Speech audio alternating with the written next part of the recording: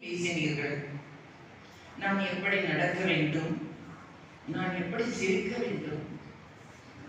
எனது கண்ணாடியை என் வீட்டில் நான் சென்று பார்க்கும் பொழுது அது ஒரு பொழுதுமே என் உருவத்தை காட்டியதே இல்லை. அந்த கண்ணாடியில் என் உருவத்தை தேட முற்பட்டு தோற்று போனேன்.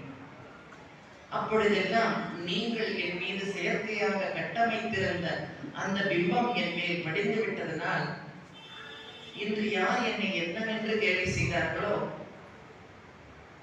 எருமை மாடு என்று சொல்லியிருந்தால் அன்று நான் ஒரு எருமை மாட்டினை போல எனக்கு கண்ணாடியில் தெரியும். கழுதை என்று சொல்லியிருந்தால் கழுதை போல என்று எனக்கு தெரியும். ஆனால் ஒரு பொழுதும் நான் நானாக உணரவே இந்த சமூகம் என்னை விட்டதே இல்லை. அப்பொழுதெல்லாம் இந்த சமூகத்திற்கு நான் எதிர்கேள்வி ஒன்றை வைத்துக் கொண்டிருப்பேன். நான் என்னவாக விரும்பினேனோ அதுவாகவே இருக்கின்றேன். என் உணர்வு என்ன சொல்லிக் கொண்டிருக்கின்றதோ அதில் ஆனந்த பரவசமான ஒரு அழகான உலகத்தை நானே எனக்கு வடிவமைத்துக் கொண்டு விட்டேன். அந்த உலகினில் நான் ஒரு பட்டாம்பூச்சியாக பறக்கின்றேன். மிகுந்த ஒரு மகளின் தேனை அருந்திய ஒரு தேனியாக வட்டமடைகின்றேன். உங்கள் கண்களுக்கு அது தெரியவில்லை. எனக்கு என்னை பற்றிய பிரச்சனை எனக்கே இல்லாத பொழுது உங்களுக்கு எதற்கு அந்த பிரச்சனை என்று கேட்க வேண்டிய கேள்வி எனக்கு இருந்தது. அன்று கேட்க முடியவில்லை. இன்று நான் மாநில அரசின் திட்டக்குழு உறுப்பினராக இருந்து திட்ட வரைவினில் எவர் எப்படி இருக்க வேண்டும் என்ற ஆணையை இட்டுக் கொண்டிருக்கின்றேன்.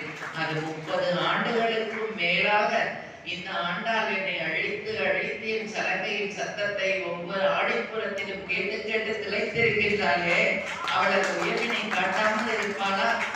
ஒவ்வொரு முறையும் பால் கணக்கினை சுவற்றில் கோடிடுவது போல ஒவ்வொரு ஆண்டும் நான் திருவெல்லிபுத்தூருக்கு எந்த ஒரு நிகழ்வுகள் எனக்கு மிகப்பெரிய அழைப்புகள் இருந்தாலும் கூட நான் பெரும்பாலும் திருவெல்லிபுத்தூரின் நிகழ்வுகளை தவறவே விட மாட்டேன்.